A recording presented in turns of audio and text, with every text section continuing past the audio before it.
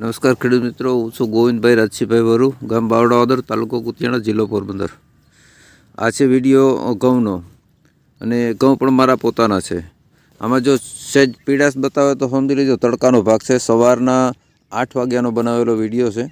તડકાના હિસાબે એવું નહીં માનતા કે પીડાશ કેમ છે, તડકો છે, પીડા નથી. ઘઉં બેસ્ટ એકદમ કાળા અને ગ્રીનહરી ઘઉં છે, સાંયડાના ઘઉં જુઓ. હવે આ ઘઉંને આજે 25 દિવસ થયા છે. 25 દિવસ. એના થળિયાની જાડાઈ તમે જુઓ, 2.5 ઇંચના થળિયા છે, અને એટલું બધું જાડું છે, હિન્દ્રી જેટલું થળિયું જાડું છે. આમ તમે એક થડ જુઓ, એકેય થડ નબળું નથી, એકેય છોડ નબળો નથી. આ ઘઉં માત્ર 25 દિવસના થયા છે. આજે 25મો દિવસ ચાલે છે. હવે આજે મારે અને ઉપરથી છંટકાવ કરવો છે દવાનો, જેમાં હું ગ્રીન ઇન્ડિયા ખાતરનો છંટકાવ કરીશ, જેથી કરીને હજી પણ આની ગ્રીનહરી અને આની નરવાઈ સુધરી જાય. અને આ ગ્રીન ઇન્ડિયા ખાતર એક ઓર્ગેનિક ખાતર છે, અને એ ખાતર બધી જ બાબતમાં કામ આપે છે.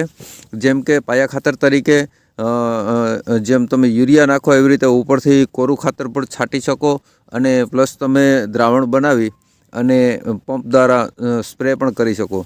એટલે દરેક ખેડૂતને મારી વિનંતી કે જો આટલો ફળદ્રુપ પાક આપને લઈ શકતા હોય અને ખેતીને ફળદ્રુપ બનાવી શકતા હોય તો ગ્રીન ઇન્ડિયા ખાતર વાપરવાનો આગ્રહ રાખો, અને રાસાયણિક ખાતર ઓછા કરો, જેથી કરીને તમારી ખેતી બસે, તમારી જમીન સુધરે. જય દ્વારકાધીશ.